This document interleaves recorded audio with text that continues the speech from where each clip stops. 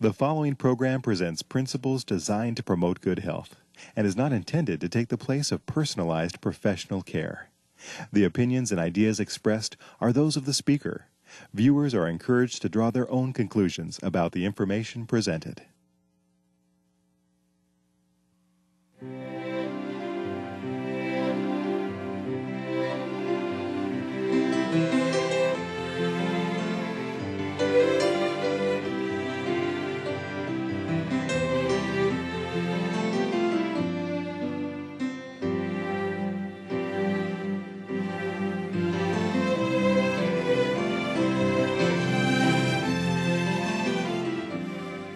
Hello and welcome to Health for a Lifetime. I'm your host, Don McIntosh. We're glad you've joined us today for our program.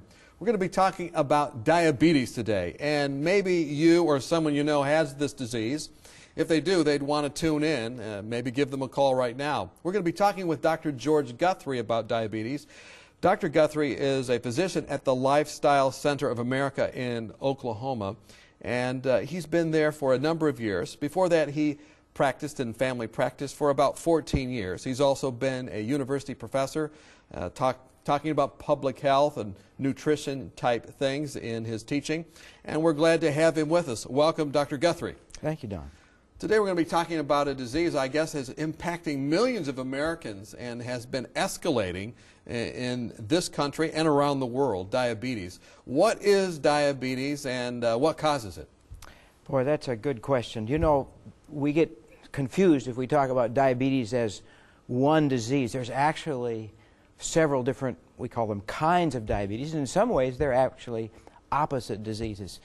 Why don't we focus today on type 1 diabetes? Great. I mean, we haven't done a program exclusively focusing on that, so I know it'll be really appreciated. What is type 1 diabetes?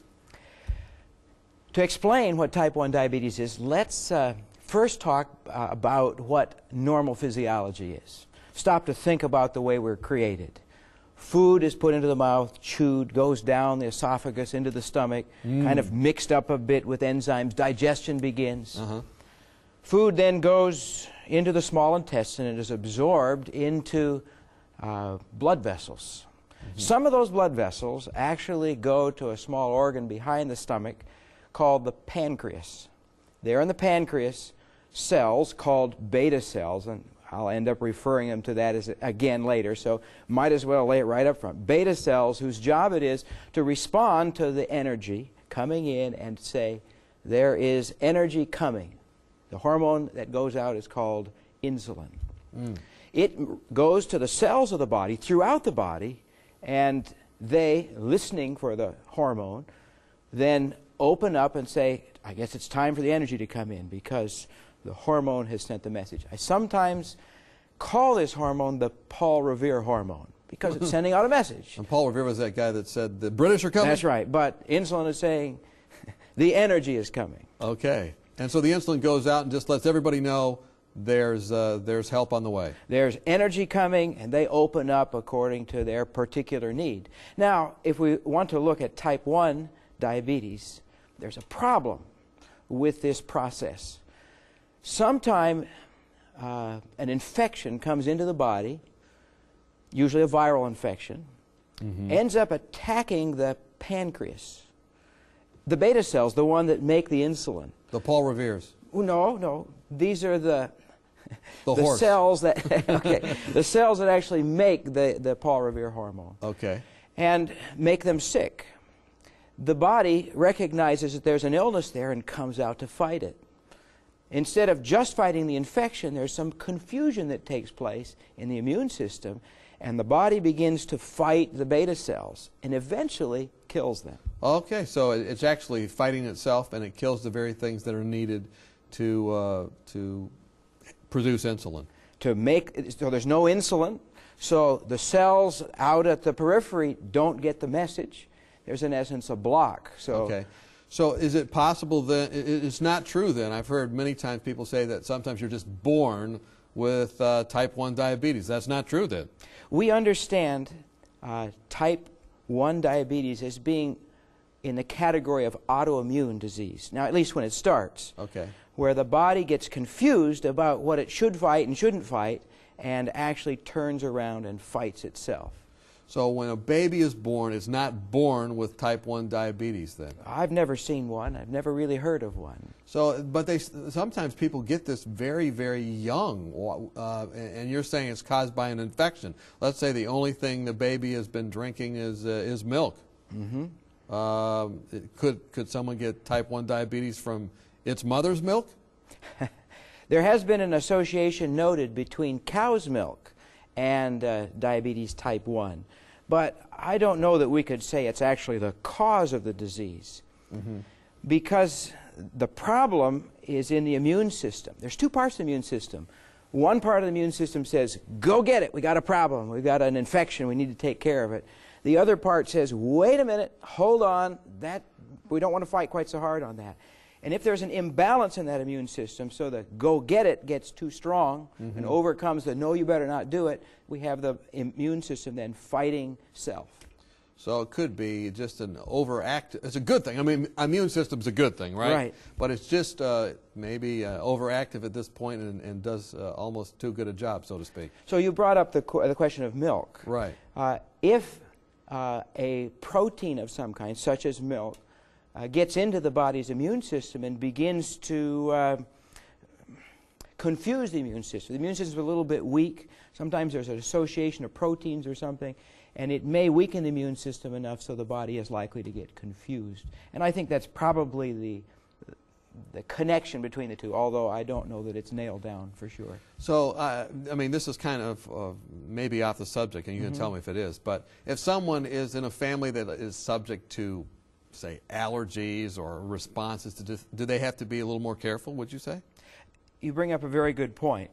While diabetes type 1 is not a hereditary disease, the weakness of the immune system may be a hereditary thing. And it's true. We see families that are more likely to have autoimmune disease where the immune system gets confused and starts to fight itself.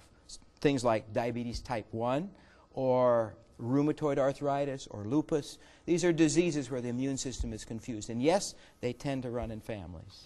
So you just have to be maybe more cautious if that's been running in your family, that type of thing. Yes, that's fair. That's the short answer. But I'm not sure that you can always control it. Sometimes things happen we have no control over, and these things just happen. Okay, so there may be genetic involvement, but do the best that you can. Right. Would it be fair to say that the best to do is to breastfeed your child if you can? We know that people who are breastfed for at least 1 year of life have fewer allergies.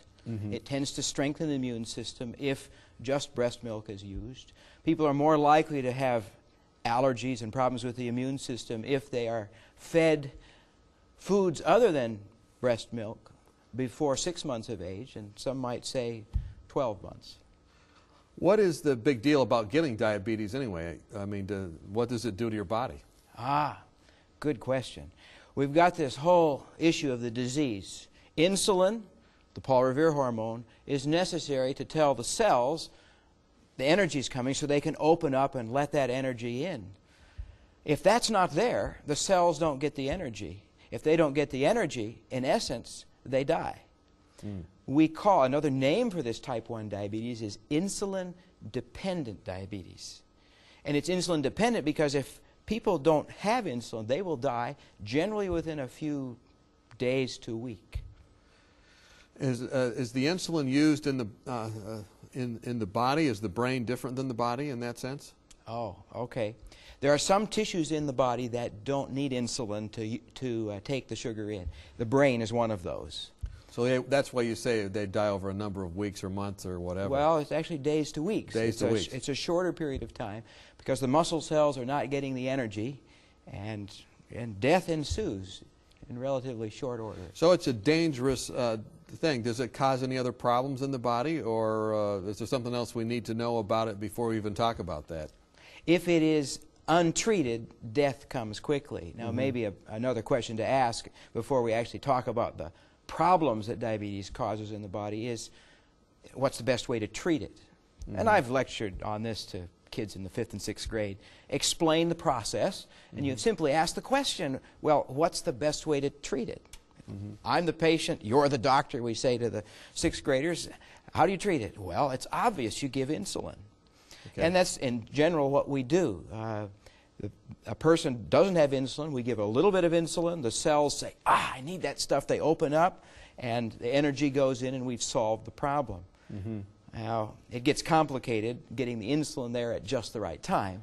You have an interesting graphic about insulin resistance and kind of how all this works. Let's look at that and explain what we see here. Okay. Well, you can see the food coming into the stomach and kind of mixing up by a circuitous route. It goes to the blood, and then it's trying to go to hungry cells.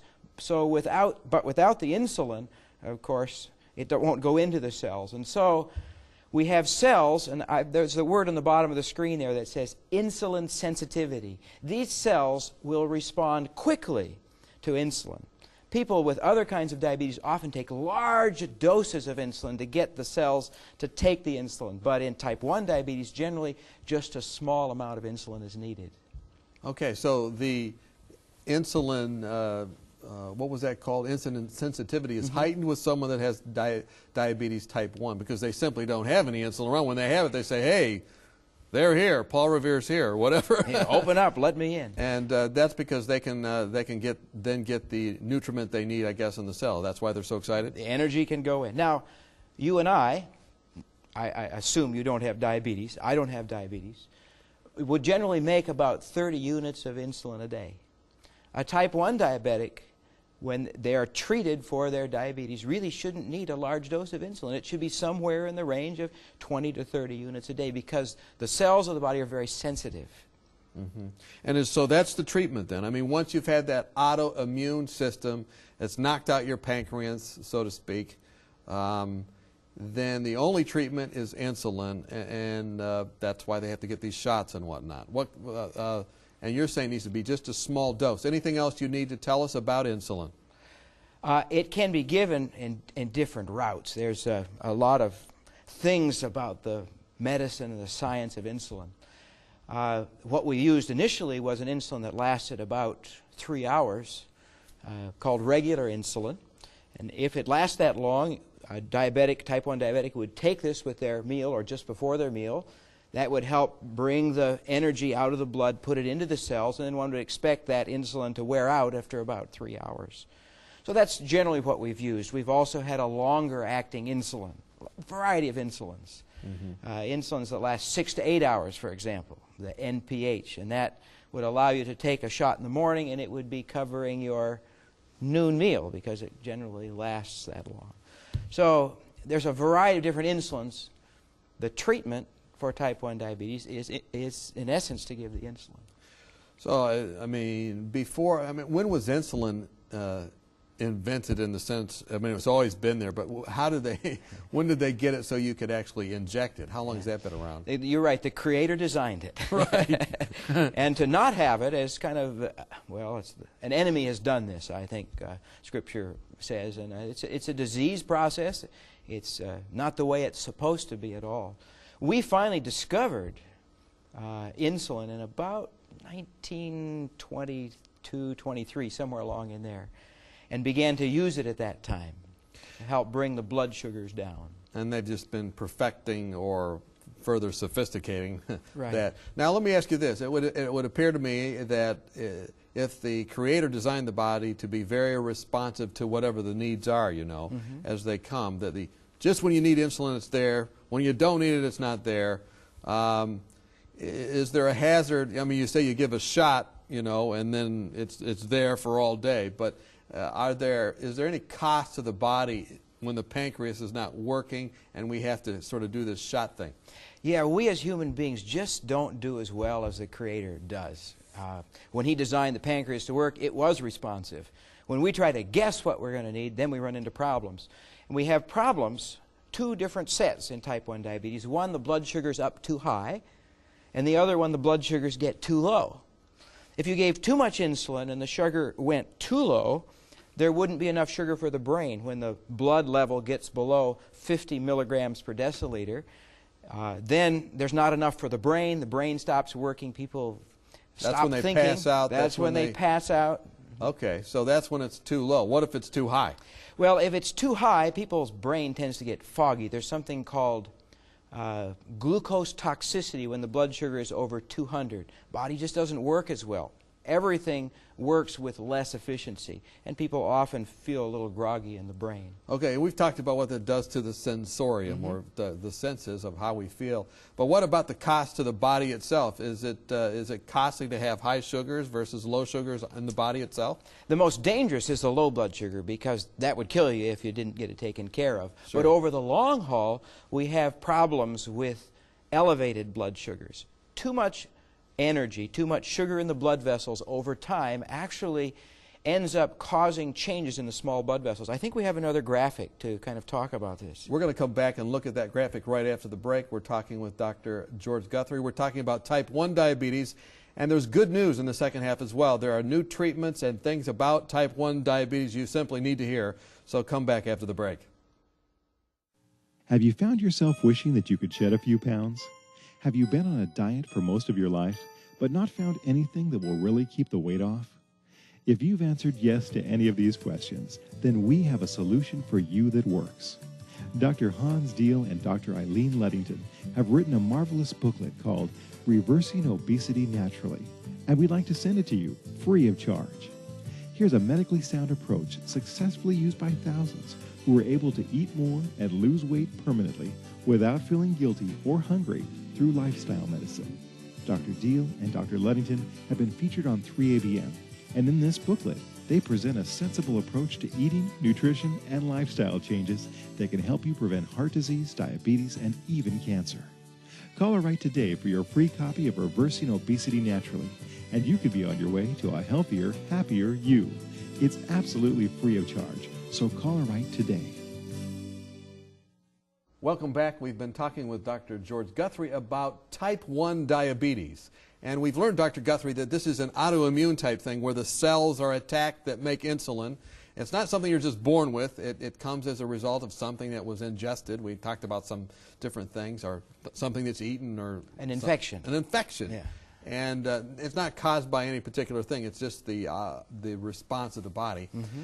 And then we've talked about really what the problem is with diabetes. When the sugar goes too low, we pass out. When it's too high, we also get kind of messed up as well. Mm-hmm. But then we were talking about the cost to the body itself, and we were looking at, we were about to ready to look at a graphic. So help us look at that graphic and explain to us what's happening to the body with diabetes. Okay. As the blood sugars go up, and they're up over time, they begin to affect the small blood vessels in the body. If that happens to be in the eyes, it of course leads to blindness. If it happens in the kidneys, it leads to kidney failure. If it happens in the nerves, it leads to neuropathy. That's that burning, numbness, pain that comes in the nerves. And of course, if it bothers the small blood vessels in the legs, one might get an infection. Your body wouldn't be able to fight it. That infection, you've probably heard of gangrene, leads to amputation. So the potential problems from not keeping those blood sugars under control are rather serious. Now, you've said that the only treatment for type 1, at least at this point, or for many years, was just having insulin. And you said there's even some more new insulins that are, you were going to tell me something about them. Our goal in treating type 1 diabetes is to try to get the blood sugars as close to normal as possible. We know now from some rather large scientific studies that if we do that, we can minimize those complications, maybe even make them go away, certainly put off the problems for years. And so that's led us to try to develop new insulins, new ways of giving the insulin that more closely reflect our physiology. We end up having a very rapid acting insulin now that lasts just like 45 minutes or so. You can take it about the time you eat. The way you and I function, our pancreas, when we eat, the insulin comes out, the energy gets put away, and the insulin goes away. And then it can be mirrored with these new injections. So if you decide to have some kind of very simple carbohydrate, I don't want to pick on any kind of food. Okay. If you, or some kind of candy bar or something, you say, okay, I need my shot. You can do that now. You can actually cover that for over a short period of time. Another problem we have is actually having a low-grade insulin in the background to keep the liver from pouring out sugar, because insulin lets the liver know that energy is around, so you don't need to make any more. If the insulin gets low, the liver starts to pour it out. And in order to meet that need, we have an insulin that lasts a long time, 36 hours. And so if we have a little bit of that in the background, and then we have the real short acting on top of each meal, it's much easier now to actually fashion the insulin dosage after what normal physiology is. Do you have many people come through your Wellspring Diabetes program that are type 1 diabetics? Not very many. Lifestyle is not a real good, well, it doesn't cure, it doesn't reverse type 1 diabetes. You see, there's a problem with a dead pancreas. But those people that do come through and move to our way of treating type 2 diabetes, that is a plant-based diet, we find that the blood sugars don't shoot up and down as much, and they're easier to control. Certainly it's not curative. So it's kind of easier on the system. Much easier on the system. Okay. Well, you know, you were sharing with me as we talked about this that there actually is some new research and there's new things that have been done that really give hope to type 1 diabetics. You talked about an Edmund approach and a Rossini approach, or whatever. What are these? Okay.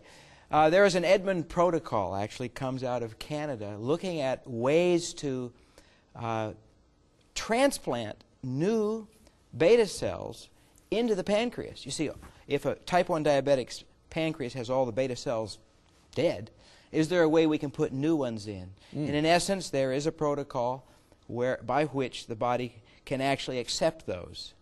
Unfortunately, it still takes the anti-rejection drugs, which can be pretty strong and don't always leave a high quality of life, but that is encouraging. So that's the Edmund approach. They actually open you up then and put those cells in, or do they? What do they? No, it can actually go in. It's my understanding. I've never done it. With a catheter, these stem cells, kind of motivated to be beta cells, are put into the, and they can set up shop really anywhere. Is that right? Mm-hmm. So they actually put them right in there, and then they have to have the problem. The downside, though, is those those drugs to suppress the immune system. That's right. Which was the thing that caused the problem to begin with, right? Right. So it's depressed immune system, bit of a challenge. You can get infections. You can have all kinds of problems with that. Mm-hmm. Okay. Well, then what about what was the other guy's name? His Rossini. Dr. Rossini. Yes, from the University of Massachusetts. Presented in 2003 to the American Diabetic Association, a lecture which I was privileged to hear. I'm excited about it because he's come up with a method which works in mice. We haven't got it to humans yet. But a method to actually allow the transplant of these beta cells without needing the immune suppressant drugs later on. And he's doing this in mice. He's doing this in mice. In essence, preparing the body ahead of time. You see, when a new protein from outside the body comes in, the immune system comes out and looks at it and says, "Does this belong? Is this us or is this not?" What's its last name? Yeah, right. Yeah, I mean, does it have the right uniform on? Does it have the right uniform on? And the response is actually decided by these macrophages who grab onto this protein. What are they called? Macrophages. Oh, I thought you said Macintoshes. No, macrophages. Okay. Macrophages look at this protein and then look at it and say, well, I'm going to present this to the immune system. And they hand it over to another immune system cell, which then will create a response to reject the protein that has come in. Well, what Dr. Rossini has done is, in essence, developed an antibody against a couple of the connections. You know, when the rockets dock, they come together. Well, when the immune system comes together, there's some docking ports. So he blocks those, and then actually gives a transfusion of some blood from the donating animal, which has cells in it that say, hey, that's okay. And as they has a chance to build up, they start telling the immune system, you don't have to fight that. It's okay. One of us. It's one of us. And then the connection between the two is actually blocked for the month or two around the infusion of the beta cells. And I'm excited because it's working. And I suspect that within the next 5 years or so, we'll probably be seeing it in human beings as well. Wow. So let me see if I understand this, because you said quite a bit right there. Let's go back to it again. Okay. So the Rossini approach is to kind of like when I'm just listening. I'm trying to be the person that's listening to us today. Good. What happens is he wants to put those cells back in the pancreas so they can make insulin Sure. again. But the problem with doing that is the body always attacks them and kills them. Right. So what he's doing now is beforehand laying the foundation so they'd be accepted. It's kind of like disrupting the homeland security system of the body. Exactly. Homeland security is blocked That's right. until the message can get through the body's government that these are okay guys. Okay. And then once that happens for a certain amount of time, and they probably check the levels and everything, and then that's when they put the cells in. And then There's actually an injection ahead of time, and then at the time that the beta cells go in, and then for a couple of weeks thereafter to cover that immune system. Excellent. Well, you know, in our last couple of minutes, we've talked about diabetes type 1. We've talked about some pretty hopeful things. We've talked about some things that maybe would... I want to come back to the beginning again. Is there any way to prevent this type 1 diabetes? Oh my, it's an autoimmune disease. The best thing we can do for ourselves is to stay healthy. I think I mentioned already that breastfeeding is probably one of the best ways to keep the immune system strong, and I would say at least for the first year of life. And then to eat a diet high in the phytochemicals and other things that strengthen the immune system. A plant-based diet is in general best for that. And that gives the person the best chance to avoid it. Some people, it's going to happen to. They can't avoid it. We've been talking with Dr. George Guthrie. We've been talking about diabetes. And we've talked about not just all diabetes, but type 1 diabetes. We've found that there is hope out there. There are some methods right now where there can be transplanted beta cells, but there's even hope now to be able to diminish the possibility of those being rejected. In our last couple seconds, we have just a couple seconds here, what spiritual lessons can we learn from this whole discussion today? Is God for us or against us, Doctor? God is gracious, and I'm glad He's given us minds to learn and to make choices to help overcome the troubles that are around us. I see God's wisdom here. We've been talking with Dr. George Guthrie. We've been talking about disease. We've been talking about diabetes type 1.